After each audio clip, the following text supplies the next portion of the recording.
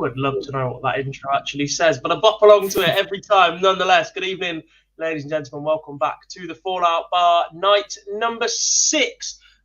Jack Gold with you, joined by Charlie Hopper once again. And Luke, say it through crossed fingers, we've tested it before the show, but his technology is working.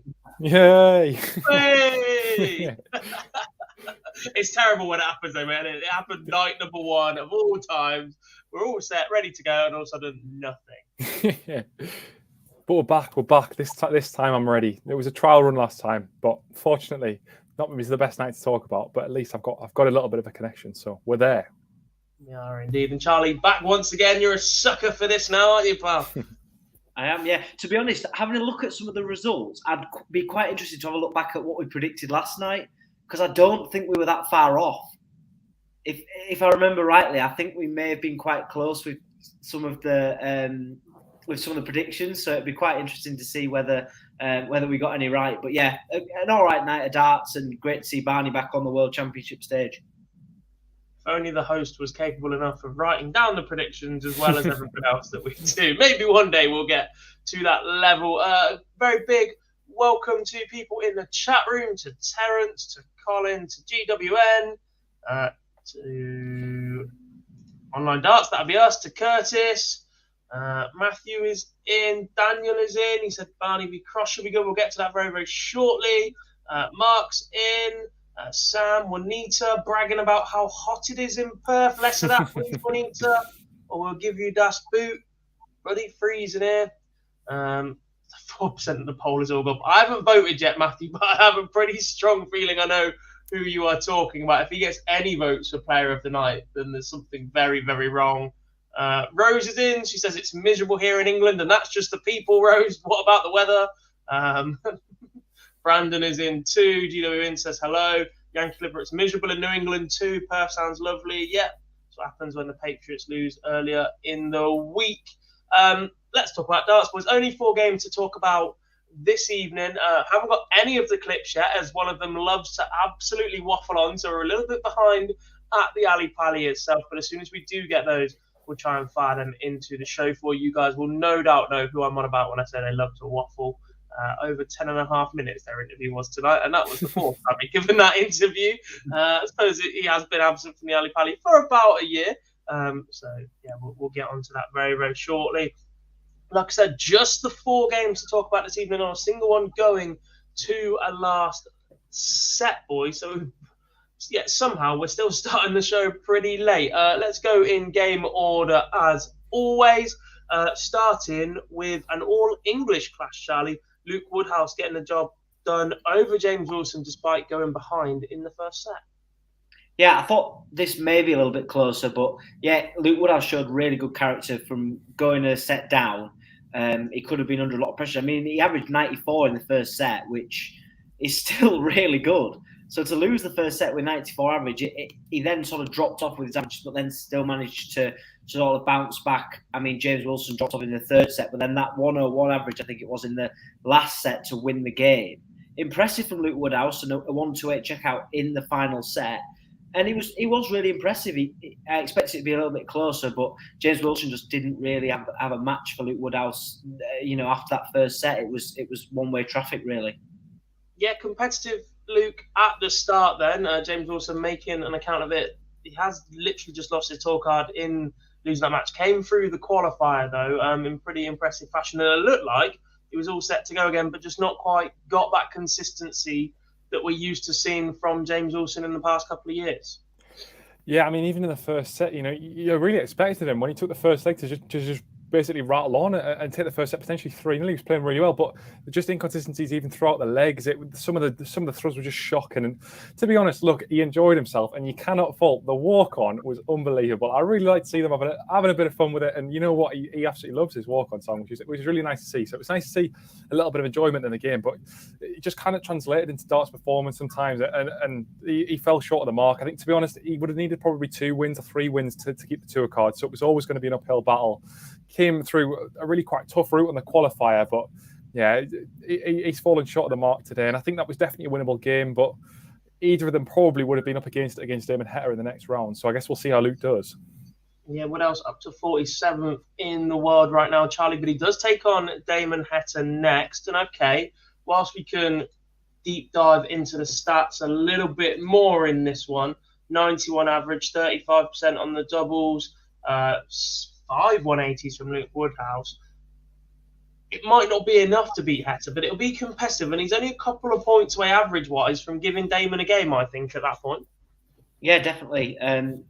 You've got to look at the double percentage will be alarming for him. I mean, he's had 31 attempts at a double. That just shows the difference between the two players, because James Wilson only had 15. So he was at 46%, 7 out of 15. But it won't be too far away from giving Damon Heta a real go on the stage. And look, it's the World Championship, so anything can really happen out there. Damon Heta will know he'll have his hands full.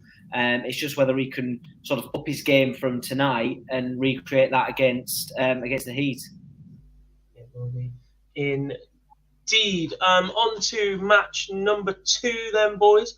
And it saw the second RJR brother of the tournament, Rusty Jake Rodriguez, the EU Development Tour Order of Merit number 1, earned himself a tour card via that route earlier in the year, take on the Kiwi Ben Robb. And again, this was a nice, tight little game through the early stages, but the scoreline opened up a lot towards the back end, Luke. Ben Robb just dropping off a little bit as Rusty Jake just put his foot on Robb's head and kept it there, basically.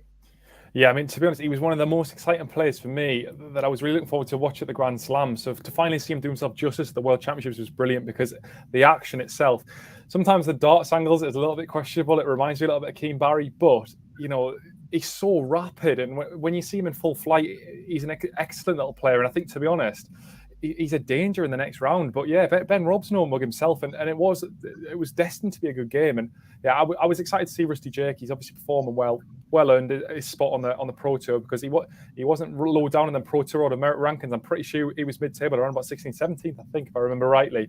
So well deserving of a spot at the World Championships, and performed really well.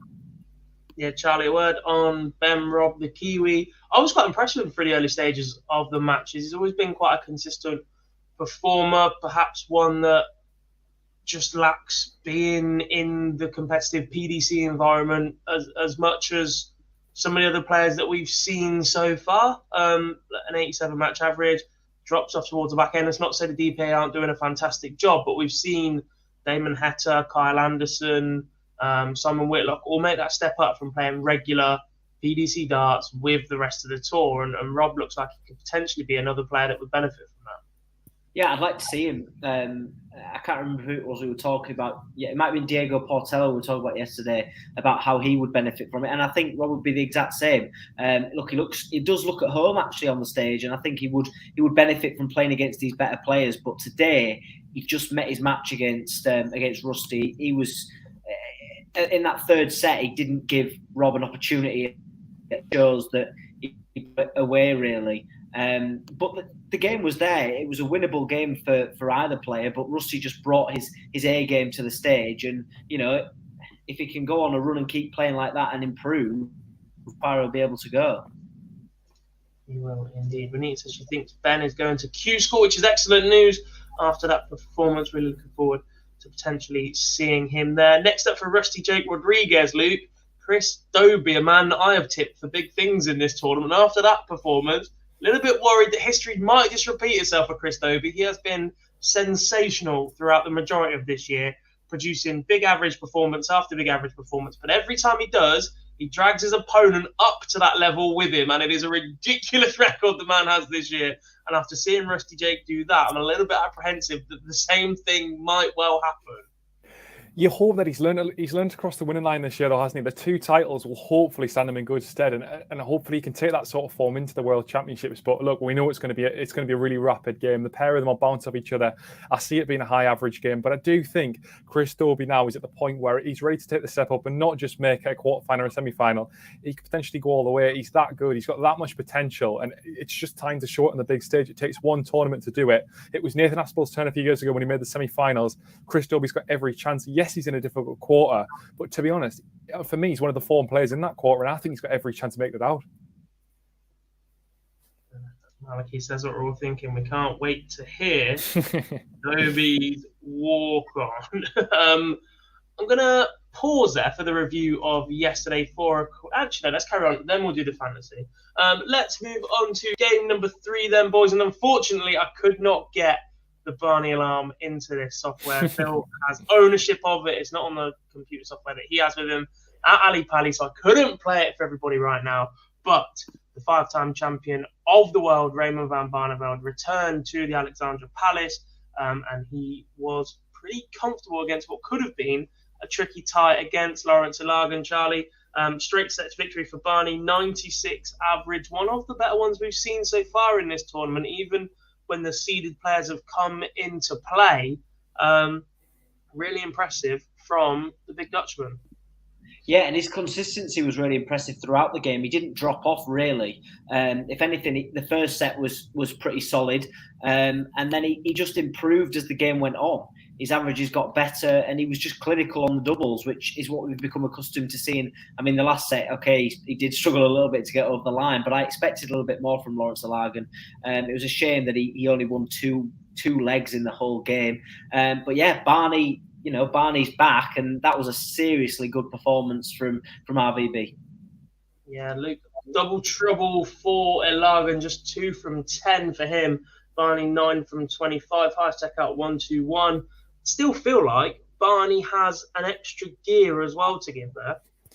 Yeah, I think that was huge for his confidence. Now, I know other tournaments, obviously he has played this year and has won a floor tournament, but I think to get back on the world stage after how much it must have hurt to lose to Darren Young last year, it was quite nice to get a nice easy first round game under his belt, and he completely dismissed Lawrence Ilagan. So I think we're going to have to see whether he can do the same sort of job. You know, he's got to step up. Adrian Lewis didn't manage it against Gary Anderson. Had quite a good first-round performance, but taking it up against the seeded player is going to be difficult, and Rob Cross is in good form. So that's going to be a really interesting one. But, yeah, Barney did play well, and you can't fault him for that performance. It was miles better than when we saw him here 2 years ago. So, yeah, hopefully it's a sign of things to come. We get another brilliant second-round game, rather. Army. Wayne knew what he was doing by bringing up Barney's manager, saying, yeah, I think he may well have done, to be honest. Was very impressed with Barney's scoring is still up there. We'll have to play similar standard to beat Cross. Yeah, 100%. Rob Cross has just added to that B game, makes him very, very difficult to beat. And if his A game turns up, you're going to have a hard time stopping him. Charlie, one more word on Ilagan before we move on. Seen him at the World Cup, big fan favourite. A lot of people like his antics, his energy up on stage, his action is superb. But he's another one that has missed the Asia Tour this year. Yeah, and that will be, that's where he's missing that match practice, and that's what you need when you're coming into one of the biggest event of the season. We did big him up last night, and everyone likes him. He's a fan favourite, as you mentioned. But when you're playing against a player like Barney, who was built up nicely over the year, you've got to be more clinical than that. And he had the chances, he just didn't take them at the right time. And he'll be disappointed with that. But sometimes you've just got to hold your hands up and say, Barney was the much better player on the night. Yeah, you do indeed. And that's what he was.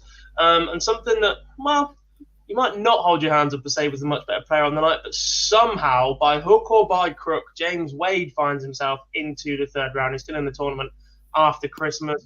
Not the most flattering performance from Wadey, being in a nice part of the draw without being disrespectful. There were question marks over his form, but the Grand Slam performances against Rob Cross in particular suggested that they may have been swept away. And then James Wade somehow sneaks over the line with an 83 average, beating Mike Heivenhoven 3-1. Luke, just like large parts of this tournament so far, this was a tough watch. Yeah, it was really mediocre from James. I know we talk about him wading through games all the time, but that was a serious. I don't really know what I've just watched for the last 4 sets. It was really poor, and I know we say about it being an easy part of the draw, and I do agree with that.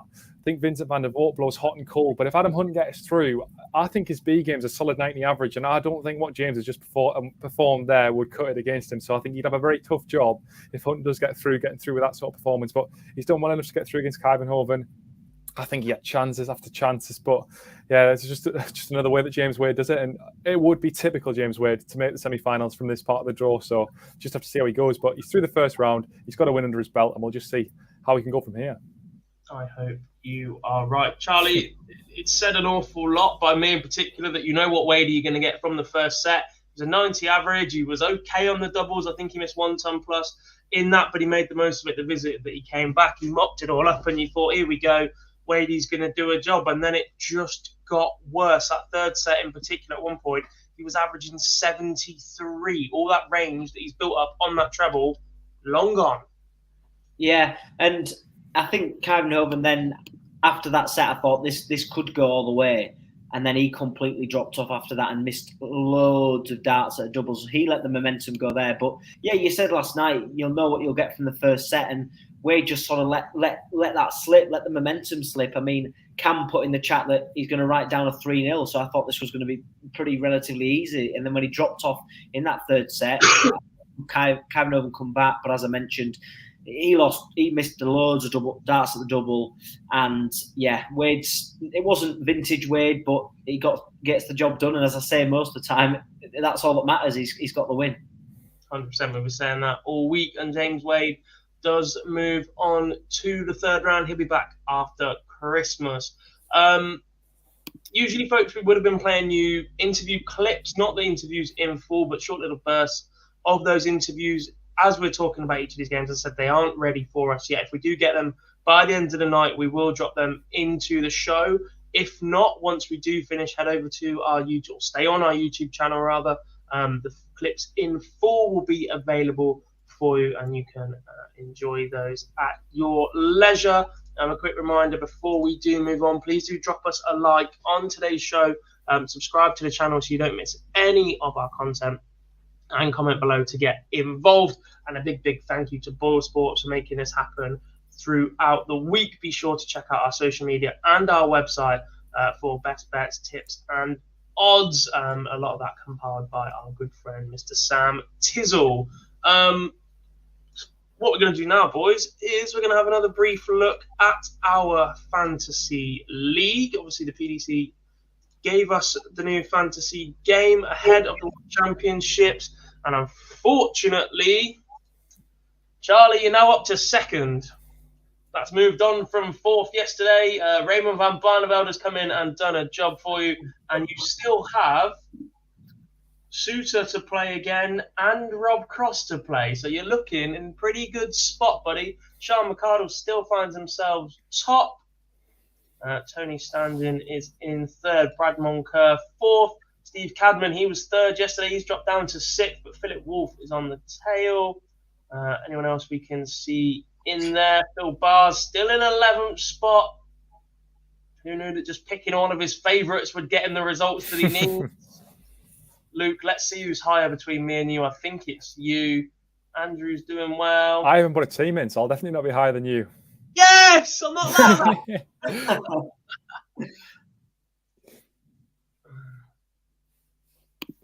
Anyone else that we can see? Andy Maliki 32. Great username. Sorry, random. Rocky Balboa. Who else have we got? If you see your name, shout up. Dan Simpson, one of the team. And Liam Riley still locked in. I don't think they had anybody play today, so they might have dropped off a couple of spots. So that is the key difference. There's Juanita still. Who's she still got to? That's very Australian, isn't it? She's got Raymond Smith, she's got Gigi, she's got Damon Hetta. She couldn't not pick her boys. Lee Boyce in there as well. Dan Simpson, Liam Riley, and Lee Boyce all have the same amount of points. I might have to put that into the group chat once we finish this show, unless Cam is watching and wants to do it for us. Oh my. Does that mean I'm last? There I am. I can't think of any. Oh, I'm beating Scott. Go on, by a point. Take that, Scotland. Before we get into any more trouble, let's move on from that one. Let me also... Bear with me 2 seconds. I can't find it. I was going to fire our code into the chat room for people to join, but I cannot remember it. I can't find it off the top of my head. Cam, it's in our WhatsApp if you want to fire it in for us as well, please, buddy. Sorry, I'm just making you do all the legwork in the background, but that would be much appreciated so that others can still get involved. I'm not sure if your points count from the moment you join the league like they would in fantasy football, or from the minute you've picked a team. If you've got a team in already, you might just jump into this league, but we shall see. Let's look ahead then, boys, to tomorrow. And obviously the difference, yesterday we reviewed 8 games, looked ahead to 4. Today we've reviewed 4 games, look ahead to 8. We are back with a double header session with 2 final round 1 matches. And then after that, boys, we are into round 2. Everybody playing is a seeded player. So without being too disrespectful to the rest of the tournament, the next 2 days is where the standards should go up. Should. Fingers crossed. Start getting a little bit easier on the eye. We are going to start with the young Welsh sensation, Louis Williams, against Toyokazu Shibata. Easy for me to say. You've nailed that. You've nailed it. Yes. Don't ask me to say it again because I'll absolutely butcher it. Charlie, coming to you first. I'll be honest, I don't know a lot about Shibata. I'm not sure if either of you two do. And I think that might heavily sway our predictions towards Louis Williams right now. Yeah, I don't really know much about him, to be honest. I expect the young Welshman to win. I think he'll win 3-0. I think he'll just have too much experience for Shibata. And look, fair play. If he comes out and surprises all of us, then fair enough. But I just think Williams will have too much. I'm going to go for 3-0. Indeed. On to you, Luke. So I do know a little bit about Shibata just through some of the things I've seen on Twitter. And yeah, he did actually play well. He qualified for the World Cup of Darts, but couldn't play. So he has qualified for 2 major tournaments, because qualifying for the Japanese World Cup of Darts team, we know there was a few players last year. Edward Fulks really impressed us. We know Hiriko Muramatsu. There's plenty of Japanese players that are well capable of being in that team. So it's an impressive feat to get in there. He's averaging 95 in his qualifier as well in the final match. So he's definitely got pedigree, but it's whether he can take it up on stage. Now, he's going there with no pressure, the same as Edward Fulks did last year. So I see no reason why he couldn't put Louis Williams in a little bit of pressure. So I'm going to say it's going to be 3-2 to Louis Williams. I do think he has enough experience to get through this, just through what he's done on tour so far.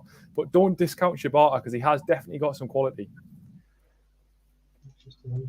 Marcus, knowing that he averaged 95 to qualify, is backing him to win 3-1. I'm going to say 3-1 as well, but I'm going to go Louis Williams. I just think when you play these guys week in, week out, you're comfortable up there. Louis had a great run at the UK Open as well a couple of years back as a Riley's player. And that stage experience you just cannot buy. And I think that will give him a slight edge. Before we do move on, folks, if you do want to get involved in the Online Darts Fantasy League, as hosted by the PDC themselves, fantasypdc.tv, create an account, create your team. And that code on screen right now is the Online Darts code to join the league. A few more predictions coming in. Cam says Williams 3-0. Jack also says Williams 3-0. On to, boys, the final round 1 game of the tournament. And I won't say what we said off air, Luke, but you can predict first Jason Lowe or Daniel Larson. Well, Daniel Larson did well a few years ago to beat Robert Thornton, but I do think Jason Lowe's probably going to have a little bit too much quality for him. Daniel Larson's A game's only just around 90, so I think if Jason Lowe turns up and plays even his B game, he'll probably get this done. Probably 3-1 or 3-0, but I'm going to go with 3-1. Yeah, Charlie, a case of what could have been for Jason Lowe. He's played MVG and Gerwyn Price down in Minehead a couple of times, had chances in both of those games. Surely this one's a little bit different to playing those two, and he's got the edge. Yeah, I think he has got the edge. I've been really impressed with him, actually. And at the time, he's just missing that final. He's just missing that, being able to get over the line in games. But I think he wins this. I'm going to go with Luke and go with 3-1. I think he'll just have a little bit too much for Daniel Larson. But I expect him to be consistent throughout the game and just get the job done relatively easily. I think I'm going to go exactly the same scoreline as you, Charlie. 3-1 to J-Lo for me, because he brings all the fans to the block or something along those lines. And as Rose says, the winner faces D'Souza. There's the stars emoji, eyes back once again. On to the next one, and we have a round 2 clash in a part of the draw, by the way, boys. A quick reminder, Lee Boyce has backed one of these players to make the semi-final, and Jarlif backed the other one. It is Mervyn King against Ryan Joyce. This could be very, very interesting. An absolute slog battle on double 16, Charlie. Who comes out on top? This is going to be a really good game, actually, and I'm looking forward to watching this. Ryan Joyce only just got through against Benecki in his first round match. He gave away that 2-set lead. But I do think Mervyn King, he hasn't been in the greatest form, but I think he turns it up on the stage tomorrow, and I think he wins. But I think he wins 3-2. I think it goes to a last set decider and just gets over the line. But this one could go either way. Luke, on to you. Yeah, I mean, if you'd asked me this question when Ryan Joyce was 2-0 up against Benecki, I think probably I would have had a different outcome. But the way he took those the 2 sets away, I mean, he was really close to getting beat. It was quite poor, really, the way he finished that match off. I think Mervyn King, if he turns up and plays his A game, it's going to be 3-1. But Ryan Joyce is a quality operator. He can play his A game and play like he did in the first 2 sets. He challenges Mervyn King.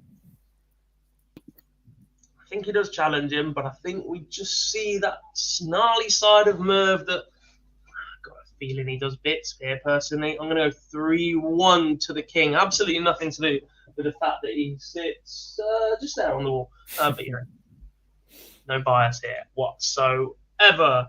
On to the final game of the afternoon session. And Dave Chisnall, after beating Michael Van Gerwen in superb fashion last year, returns to the Alexandra Palace, and he takes on Mike De Decker. Luke, how do you see this one going? Well, to be fair, I was stunned Mike De Decker got through the first round. Labanowski's 9-darter somewhat derailed him, and it gave Mike De Decker finally the chance to prove a little bit of what he can do on the TV stage, because he is a good player and finally managed to get a good performance in after a pretty dismal Grand Slam. But I still think Dave Chisnall will be far too strong for him, and I do see this one being a 3-0 whitewash. But he did do very well to get here to Mike De Decker, so fair play to him, and well done for getting qualified. Yeah. Charlie, on to you. Yeah, I think similar. I think 3-1. I think De Decker will get a set. He was really impressive in his game against Lucky Dean. Look, we weren't really sure what kind of game he was going to bring after the last time he was on our TV screens. But look, I think Chizzy will win it. I think he'll win 3-1. Be comfortable for him, and he'll put his name into the next round relatively easily. It is 2 clear legs if it goes to each chat. These are all round 2 matches, so thank you for that. I agree that I think Dave Chisnall will win 3-1. There's something about him. He doesn't tend to lose early on. He'll make an indent into a tournament, and then he'll have the stinker of a performance in the mid-80s. And actually, the way this tournament's gone at the minute, he'll probably get away with an 80 or a low 90 this early on, but you wouldn't want to risk it. I think Dave Chisnall makes a little bit of a splash tomorrow. A 3-1 victory for the Chizzy Rascal. On to the evening session, boys, and these actually look set up to be some really interesting ties. A lot of the players play at pace, which is also good to see. Styles make matches, as they do in boxing. Charlie, coming to you first for the Dutch destroyer, Vincent van der Voort against Adam Hunt. As we said, the winner of this one will take on James Wade. So if he carries on with that form, a big chance for one of these two to push on. This is going to be a really good game to start off the evening session. It could go either way, really. Sometimes we've seen inconsistency from Vincent van der Voort, and Adam Hunt has just gone about his business in the right way. Whether or not Adam Hunt has enough to get past Vincent van der Voort, I think Vincent wins 3-2. I don't want to see a Northeast player go out, but I just think he may just edge it. Again, this game could go either way, but I think he wins 3-2. You're not from the Northeast. I hate to break it to you, but there's no point backing him. Literally, anyone in the chat would back me up. 100% they would back me up. Luke's from the Northeast, and he didn't want you, so you're not blaming it. Luke, I'll come to you as the perspective of somebody from the Northeast. Is Adam Hunt going to do well?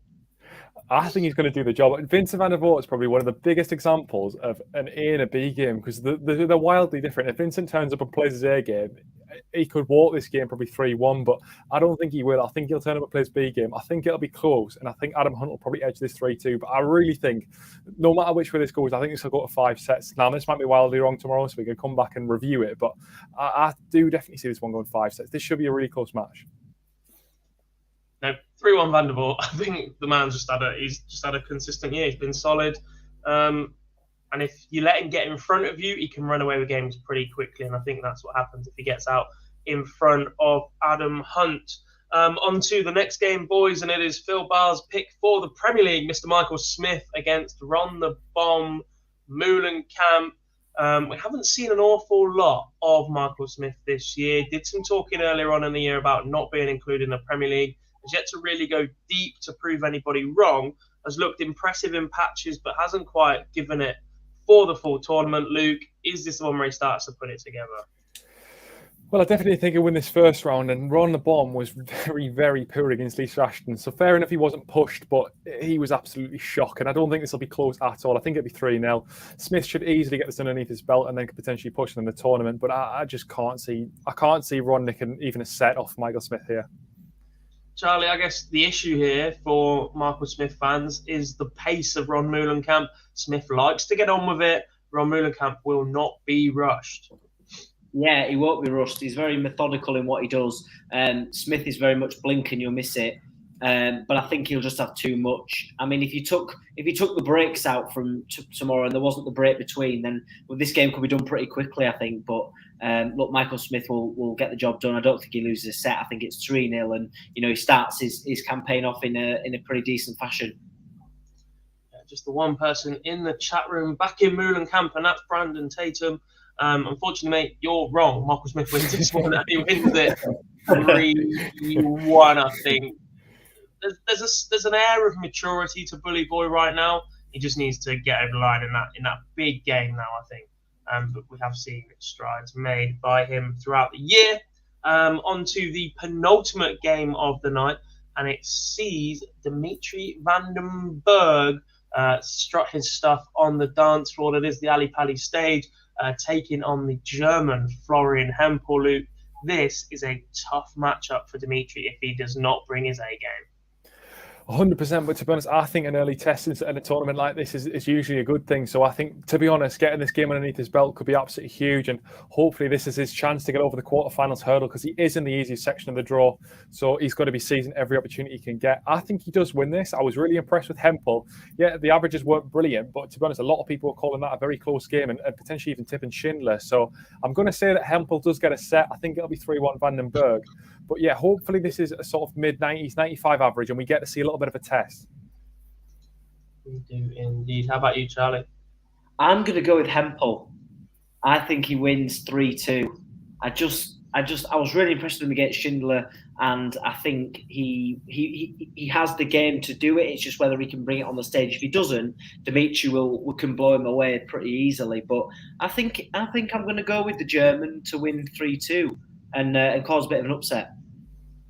I think this very much depends on which Dimitri turns up. He's capable of absolutely blowing people away. He could easily rock up and put in the performance of the first 2 rounds, but he could also, at the moment, rock up and not do a lot. Let's not forget he has made 2 major finals this year, but hasn't really been spoken about in any real depth. But he was blown away in both of those finals. I really, really like Florian Hempel. I think his action is very, very good from the moment he draws the dart back.